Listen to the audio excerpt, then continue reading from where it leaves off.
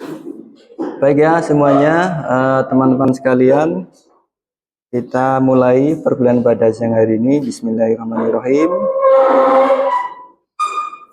Oke ya, dimohon tenang ya. Oke. Assalamualaikum warahmatullahi wabarakatuh.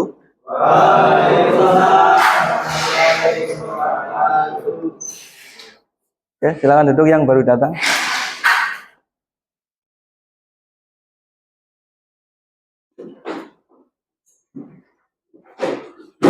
Baik ya, semuanya selamat siang. Ya. Oke, alhamdulillah kabarnya sehat semuanya hari ini. Oke, alhamdulillah ya. Oke, sebelum kita mulai kegiatan perkuliahan pada siang hari ini, marilah kita terlebih dahulu berdoa menurut agama dan keyakinan masing-masing ya. Baik, semuanya berdoa dimulai.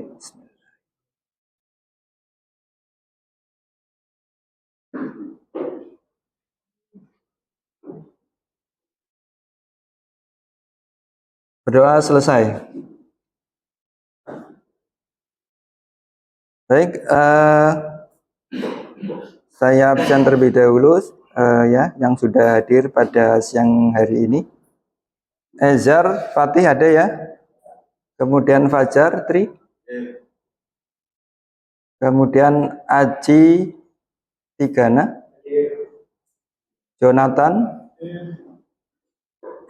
Kemudian Isdad. Kemudian Muhammad Raihan Ali. Ya, tidak hadir ya. Kemudian Fatah Umam. Mana? Tidak hadir ya. Sodik. Ahmad.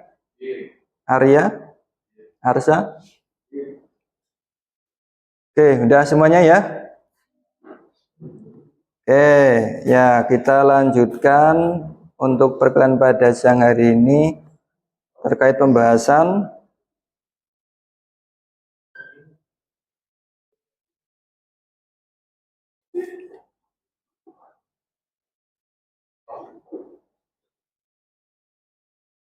apa? Motor listrik.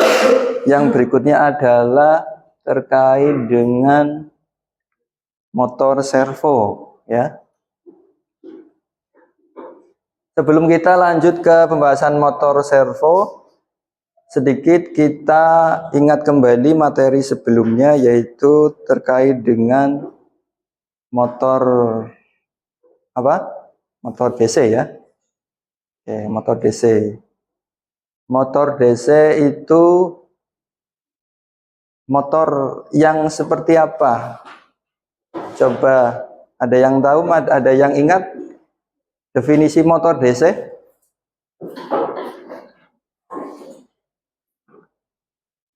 Motor DC yaitu, silakan yang ingat.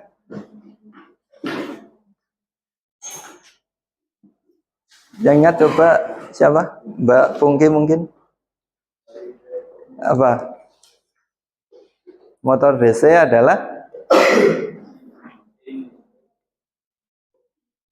motor listrik yang bekerja menggunakan sumber tegangan DC. Tegangan DC itu apa?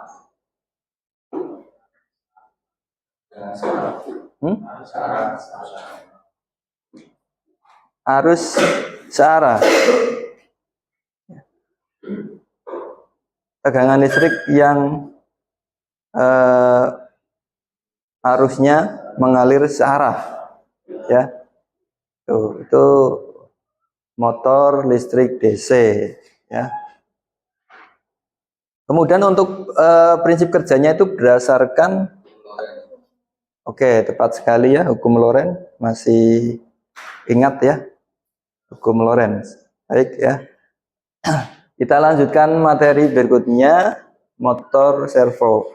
Nah, tidak lupa juga ya, walaupun sudah berlanjut kita ke pembahasan motor listrik yang lain, tentu motor listrik yang sudah kita bahas sebelumnya kemudian jangan begitu mudahnya dilupakan seperti sang mantan gitu ya.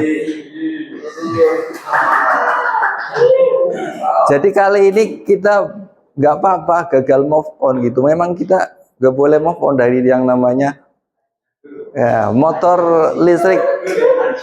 Motor listrik itu apa saja, fungsinya untuk apa ya, kan gitu ya. Bagaimana cara kerjanya itu. Oke, kita lanjutkan ke materi berikutnya. Motor servo ya.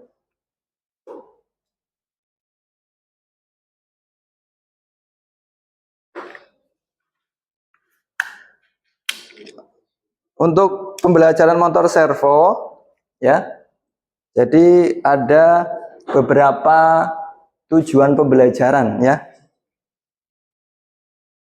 Ada beberapa tujuan pembelajaran terkait dengan motor servo, yang mana persentasenya atau bebannya adalah sebesar 5% ya. Tujuannya adalah dapat memahami prinsip kerja motor servo, kemudian dapat memahami jenis motor servo, dan dapat memahami pengendalian motor servo ya. Ini maaf agak typo ya. Oke, seperti itu ya. Kemudian motor servo itu seperti apa ya? Jadi kurang lebih contohnya seperti di slide ini ya. Oke, seperti yang di layar ini. Paling tidak dua motor servo ya, dari mungkin cara merek berbeda ya, cara desainnya juga berbeda ya. Oke, kalau yang lain ya, ada yang kecil ada yang besar ya ukurannya. Kemudian kalau yang dari atau tergabung di UKM robotika gitu ya, mungkin sudah biasa melihat ya robot-robot berkaki itu umumnya menggunakan motor servo. Oke, jadi setidaknya penerapan motor servo bisa kita tahu ya untuk robotika gitu ya. Kemudian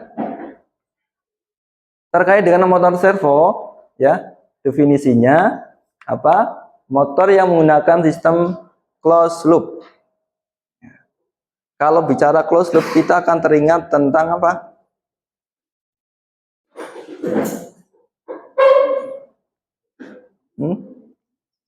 Sistem kendali, sistem pengendalian. Oke ya. Jadi ada sistem pengendalian closed loop. Jadi motor servo menggunakan sistem pengendalian closed loop ya. Di mana posisi dari apa ini? Motor atau rotornya ya akan diinformasikan kembali ke rangkaian kontrol yang ada di dalam motor servo. Oke, jadi dalam motor servo udah kebayang ada sistem pengendalinya ya. Dan ada namanya apa? Kalau ada posisi dari motor akan diinformasikan kembali, ini merupakan bentuk umpan balik ya atau feedback. Oke, kemudian sistem closed loop digunakan untuk mengendalikan apa saja, kecepatan, ya, kemudian akselerasi dan posisi akhir poros motor servo secara akurat. Oke ya. Jadi pengendaliannya di dalam motor servo yang berdasarkan closed loop itu digunakan untuk apa?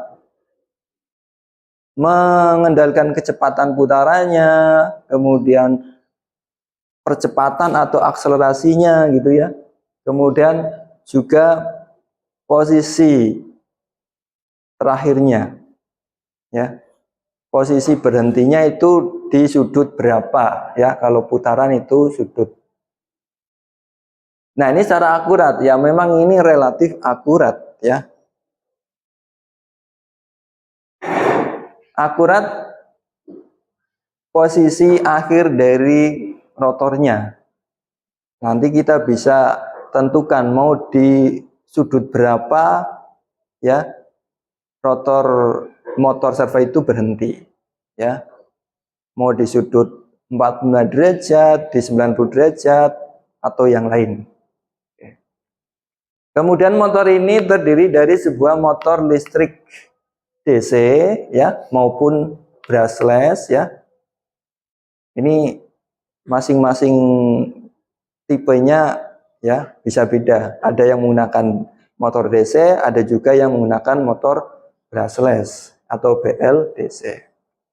Kemudian apa selain motor listrik, di dalam motor servo ada serangkaian gear atau roda gigi ya. Kemudian ada potensiometer dan rangkaian kontrol ya. Rangkaian gear itu untuk mereduksi putaran dari putaran tinggi ke putaran rendah, sehingga akan didapatkan peningkatan apa? Peningkatan torsi. Putarannya diturunkan, torsinya otomatis naik menggunakan serangkaian roda gigi ya. Potensiometer digunakan untuk feedback ya. Untuk mengetahui di sudut berapa posisi rotor motor servo ya. Ini menggunakan potensiometer. Kemudian motor servo mampu bekerja dua arah ya, baik forward atau reverse atau clockwise dan juga counterclockwise ya. Arah dan sudut putaran dikendalikan oleh rangkaian pengendali dan sensor posisi poros.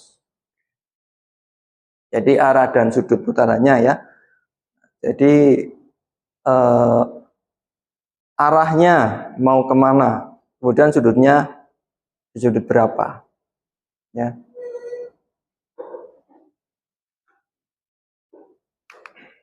Nah, kurang lebih seperti ini gambaran daripada internal motor servo ya secara umum. Ada bagian-bagiannya ya, gearbox, kemudian motor DC, ada potensiometer, kemudian ada control circuit ya, atau rangkaian pengendali. Oke, ini yang menggunakan motor DC.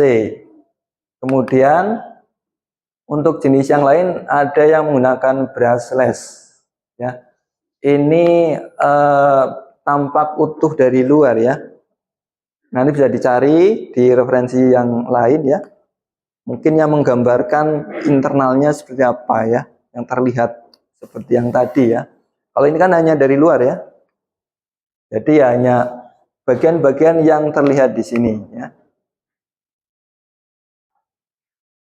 Oke, di sini kita akan melihat perbedaan ya. Kalau sebelumnya di motor servo yang menggunakan apa namanya?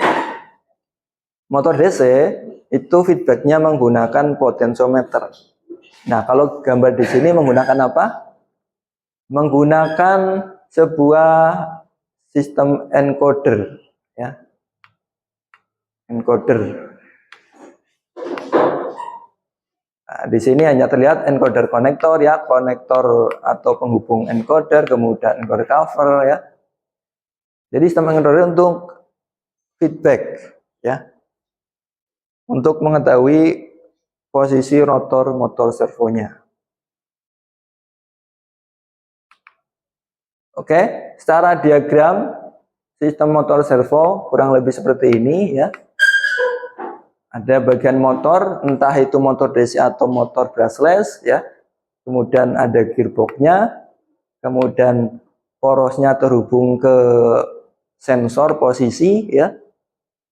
Kemudian sensor terhubung ke sistem, di sini ada error amplification ya, penguatan nilai error ya, atau penguatan nilai error.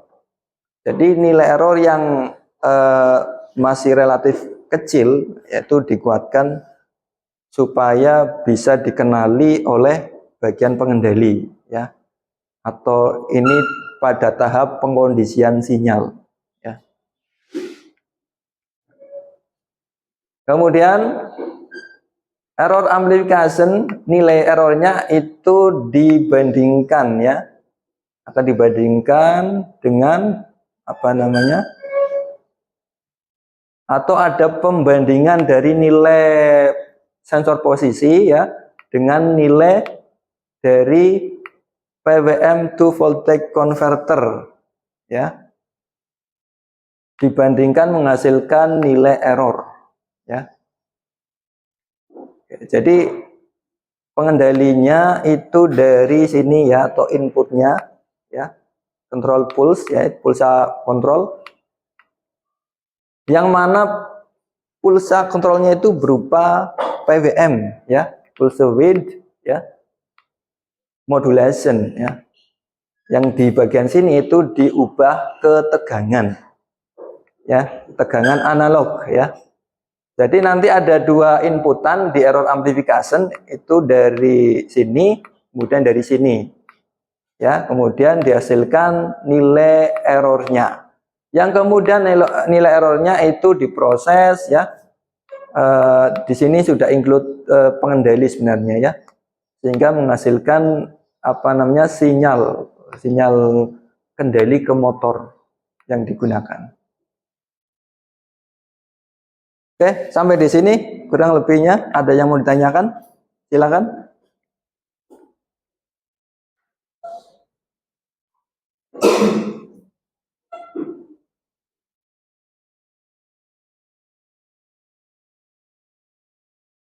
Silakan, kalau ada yang mungkin belum jelas bisa ditanyakan ya. Oke, kalau nggak ada yang ditanyakan, oke cukup ya. Saya akhiri. Wassalamualaikum warahmatullahi wabarakatuh. Waalaikumsalam.